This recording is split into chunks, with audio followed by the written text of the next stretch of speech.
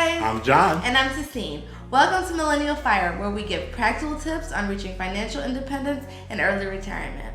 And if you've been enjoying our content so far, hit that subscribe button so you know when we post our next videos. And if you end up liking this video, hit that like button so YouTube knows to share our video with other people.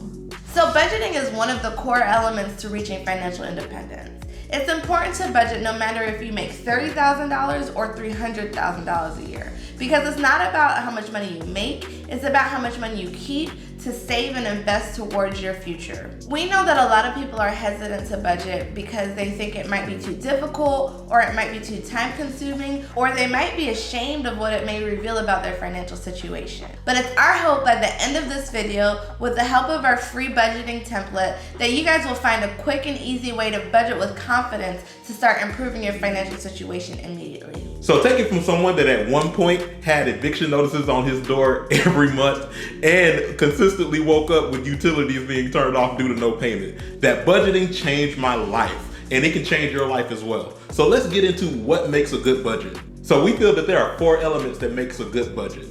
The first is making sure that you have a planned savings, spending, and income goal every month on your budget. So for the savings goal, we recommend you save at least 10% of your income each time you get paid. For the income goal, we want to make sure that you plan for the worst case scenario of your income each month. And this is especially important for hourly and contract workers. For your expense goal, you should always aim to spend less than your income, and don't forget to take into account that 10% for the savings. The next element is frequent monitoring. And your budget is something you should be monitoring at least once a month, but ideally once a week. The third element is accessibility. A budget should be able to be accessed no matter where you are by all parties involved. And what I mean by this is that I should be able to access my budget no matter where I am. And John, because he's my partner, he should also have access to this budget wherever he is. And the fourth element that's essential to a good budget is having long-term goals. You have to know what you're doing this for. If you don't have any long-term goals, then why budget? And so some examples of some great long-term goals can be not living paycheck to paycheck any longer. Believe me, as someone that lived paycheck to paycheck and in far worse situations, you want to get out of that as soon as possible because it's so stress relieving. Or maybe you can have a goal of buying your first house. And for us, you guys already know, our goal is to reach financial independence by the age of 40. Regardless of whatever your long-term goal is, just make sure it's something that can keep you motivated to stick to your budget. So now that we've seen what makes a good budget, how exactly do you get started? So there are a lot of tools out there that can help you get started with your budget. There are apps like Mint and like YNAB, but the downside of these is that they may cost money, or they could actually miscategorize some of the categories for your spending, making your budget inaccurate. Another tool is simply writing it down in a notebook. But the downfall to this is that it's not accessible. If you're out looking to make a financial decision and you forgot your notebook at home, now you have to make a decision on the spot and you don't really know exactly where your budget stands. So if these options do work well for you, continue doing what works best for you and your budget and your household. But they didn't really work for us. And that's why we created a custom Google Sheet template that we want to share with you guys. Let's get into exactly how it works. So if you go to the link in the description, you'll be brought to a page asking you to sign into your Gmail account. If you don't have a Gmail account, we ask that you please sign up for one. It's free and it's simple. And this is one of those things, again, that allows you to be able to access your budget anywhere, as long as you have internet connection and a device. So once you sign in, you'll be brought to this page asking you to make a copy. Click on the blue button that says make a copy. And now you're at the budget sheet. To give a brief overview, please look at the tabs at the bottom. You will see the sample tab, the summary tab, and then you'll see a tab for each month. The sample tab is a place for you to play around and get used to how this budget sheet works. And it's a copy of exactly what you'll see when you're going month by month. The summary tab is going to be the place where you can come and quickly see the aggregate of all of your budget information throughout the years and throughout all of the months. So if you're not there already, let's click over to the sample tab. At the top of this page, you see this dark blue area that has all the rules on how the sheet works, which we're gonna go over in this tutorial. Please remember this section. This is the most important rule that says only edit blue highlighted cells.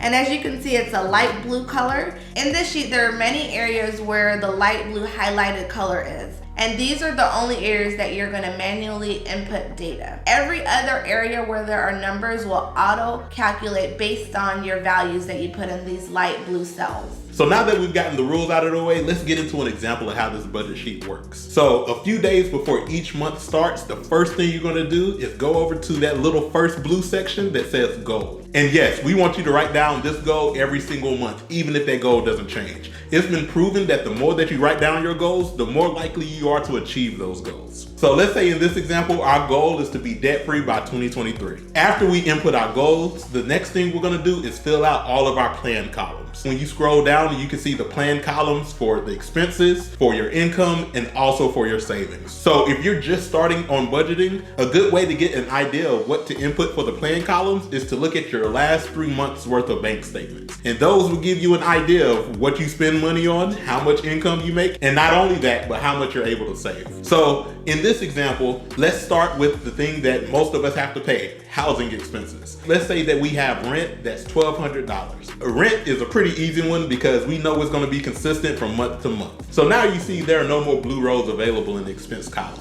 But all you have to do is go down to the next available row, start inputting your value, and press enter, and you'll see that a new blue row appears for you. So in this case, let's put something that's a little less consistent from month to month, groceries. And let's say that we plan to spend $300 on our groceries. And let's just throw in one more expense and say that we have an AT&T cell phone bill, and that's gonna be $80. And I think because your goal is to be debt-free by 2023, we probably should add a debt column to the expenses as well. That's a good point. So let's add a debt row as well and say that we're going to plan to add $400 toward our debt this month. So let's go over to the income section now. This is the section that we're asking you guys to be conservative on if you're either a contractor, if you're self-employed, or you're an hourly employee. In the case of your income, it's better to estimate lower than higher, so that way, no matter what happens, you're in a good situation. So let's say that we expect 2 paychecks this month. We looked up the average rate for pay in where we live in Florida, and that's around $1,500. So we're gonna have paycheck 1 for $1,500 and paycheck 2 for $1,500. And not only that, we plan to work with our side hustle this month as well. So let's add an additional row. And in this row, we're gonna put our side hustle, and we plan to make $500 from that. So right above this, you will see that we have a total of a plan of $3,500 in income for this month. And last and definitely not least, let's go to the savings column. And as you see here, the savings can possibly be negative. And this is in the case where you need to withdraw money from your savings. So in that case, all you have to do is come and put the negative sign and whatever number that you take out of your savings. And this will automatically get added to your imbalance and everything will calculate as needed. There's no need to add additional income to your income column when you're taking something out of your savings. But hopefully you're only taking things out of your savings if it's a true emergency or if it's going directly toward your goal. So this is gonna be pretty straightforward. We're gonna try to save 10% of what we make in our income. So 10% of $3,500 is $350. And if this is your situation that you're looking to pay off your debt, we recommend that you do this 10% savings until you have an adequate amount of savings in your emergency fund, and then solely focus on your debt. And if you guys want to know the approach we've taken to tackling debt, we have a video that will be linked right above. So now it's the first of the month, so we're gonna go ahead and update how much money we have on hand. Do not include the money you have in your savings. This is solely the money that you plan to work with throughout the month. So let's say that we have $250 to work with at the beginning of the month. So as you get better at balancing your budget, this number should ideally match the ending balance from your previous month. So the month has gone by and we've been updating our budget weekly. So for our rent category, our plan was $1,200 and we ended up coming in exactly as planned at $1,200. But our next spending category, groceries, we planned to spend $300, but we actually ended up spending $350. We now see in the difference column a -50, meaning that we overspent on what we planned on groceries by $50. This section is in place so that you can take notes so that you can quickly review what caused you to be successful or unsuccessful in hitting your planned values. Also, for variable expenses such as groceries, this budget sheet offers a calculator feature where all you have to do is press an equal sign and the amount that you spent. So let's say you spent $50, put a plus sign, and then you spent $100 on your second trip, plus sign, and the last trip you spent $200 because your family was in town. And now just press the enter button and it calculated the $350 for you. The next expenses are AT&T cell phone bill, and that came in exactly exactly as planned. We planned $80 and we spent $80. And our last expense category is debt payoff. And we planned to pay off $400, but we were so motivated this month that we actually ended up paying $500 towards our debt. And in the difference category, this is a negative $100. Even though you and I know this is a great thing for you to put more money towards your debt, it's still listed as an expense, so it's gonna be red because you were off by what you planned to spend and what you actually spent. So let's go over to the income section. And we actually recommend that you guys update the actuals for this section as soon as you get paid. So for our first paycheck for the month, we actually called it just right and made $1,500. But our second paycheck was a bit different. We put in a little bit of overtime, and instead of making $1,500, we actually made $1,550. And last but not least, we have our side hustle, where we planned to make $500, but things were moving a little slow this month with the side hustle, so we only made $350.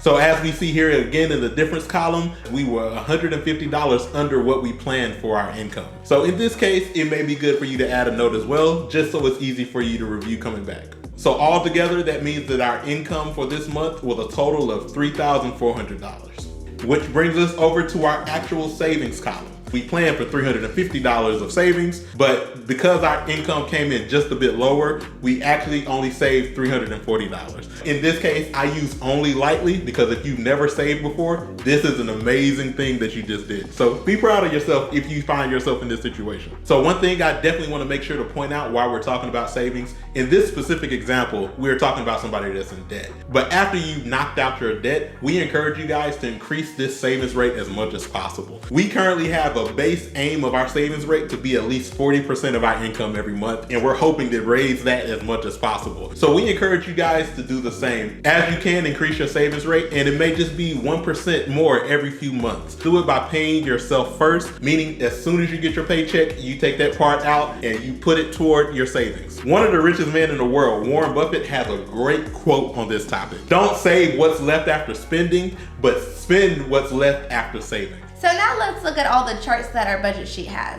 In any chart that you see in this budget sheet, green indicates that you've done a good job, and red indicates that there's room for improvement. So as you can see with our start and end balance, we have more money in our accounts than we did when we started the month. This end balance value ideally should be the same as what you put in the starting cash and checking balance in the following month's budget. As we look down to our expenses, savings, and income, notice that each actual is red because we spent more than we planned to, we saved less than we planned to, and we also made less than we planned to. So there's room for improvement on each of these areas. So if this is what you see on your first time doing a budget, please don't be discouraged. It's actually pretty common that when you're first starting a budget that these estimates are all over the place. So if you do see all of this red on your first time doing the budget, just continue to review and improve each month until you're in the green. And last but not least, in our top right, we have our favorite column, which is the savings rates. This automatically calculates how much of your income that you've saved. So in this case, you see that you've saved 10% of your income because that was what we were aiming for,